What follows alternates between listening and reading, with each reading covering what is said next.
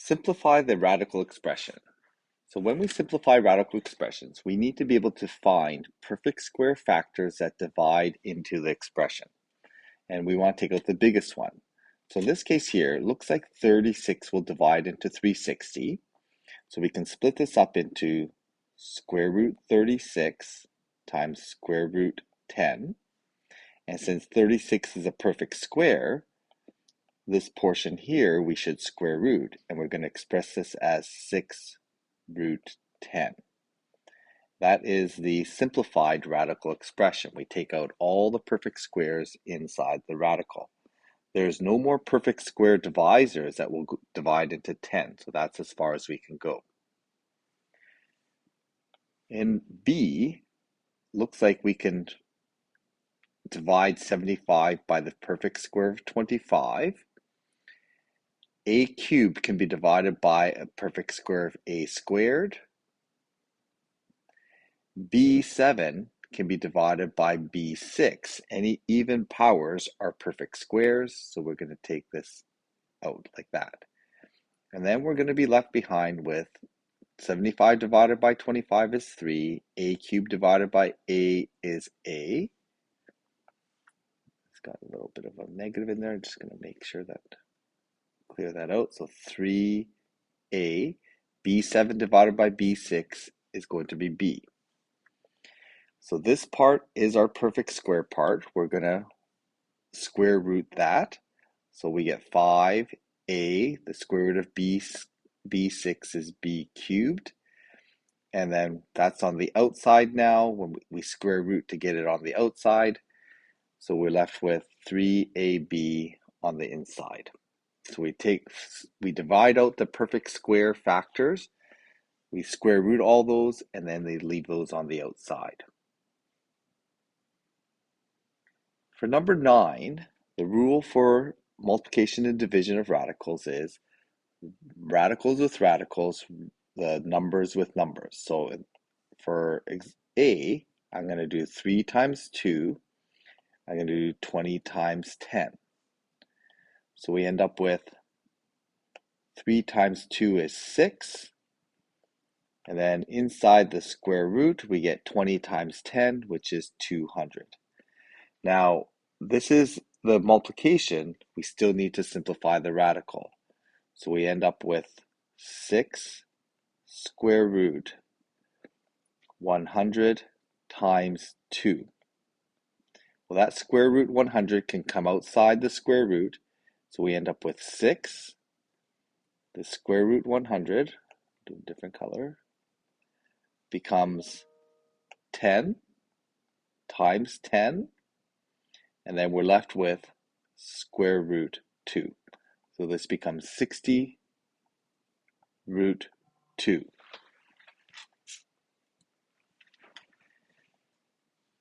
In this last one here, in this next one, we're going to do, we have a divide with a subtraction. What that means is we need to distribute the divide here and here. So we're going to end up with 2 parts to this. Now, it's always a good idea to write the 2 different fractions out, and then we can simplify those fractions. So we get 6 root 20 divided by 2 root 20 minus, and then we do the other distribution, 12 root 55 over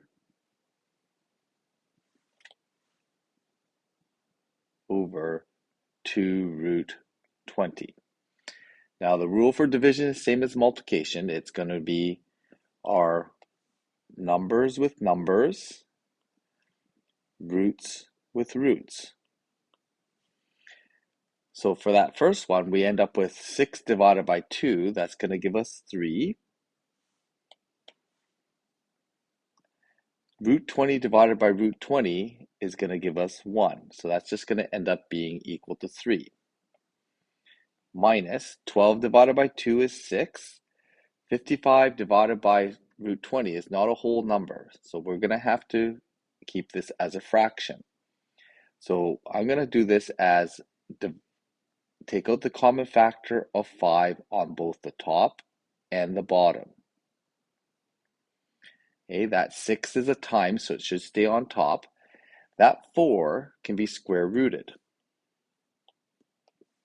This 4 works out to be 2, so we end up with 3 minus 6 divided by 2, and then we still have the square root 11.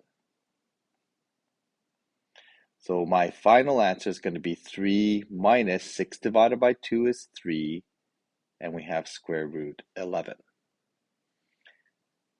Okay, this is as far as we can go because we have 3 ones. That first 3 is counting ones. The second 3 is counting root 11. So we have 3 minus 3 groups of root 11. We can't combine any like terms there. For example 10, it's always useful to keep track of just what is times what is divide because there's only one fraction involved in here. This is all connected with times and divide. So we're just going to keep track of times and divide, and we're put the divide on the bottom, times on top. That is a x to the power negative 2 means we're going to divide by 2x's. So we're going to have x squared there. The same thing is going to happen here. Now that's a divide by x squared, and so that x squared ends up in the denominator as well. It's a divide. The original x squared, x here, also ends up in the denominator. So we have x. So we have 5 x's in the denominator. We can't leave the numerator empty, so anytime we have nothing with times and divide, we always have to remember to leave the 1. And then we just count all the divides in the denominator. There's x to the power 5 in the denominator. For b, we probably should work out the outside exponent first. So we get 3 squared, a squared squared, which is a4, b to the negative 3 squared, power to power we multiply by 2. Then we get 3ab. Numbers with numbers, a's with a's, b's with b's. So 3 divided by 2, 9 divided by 3 is going to be 3. So we get 3.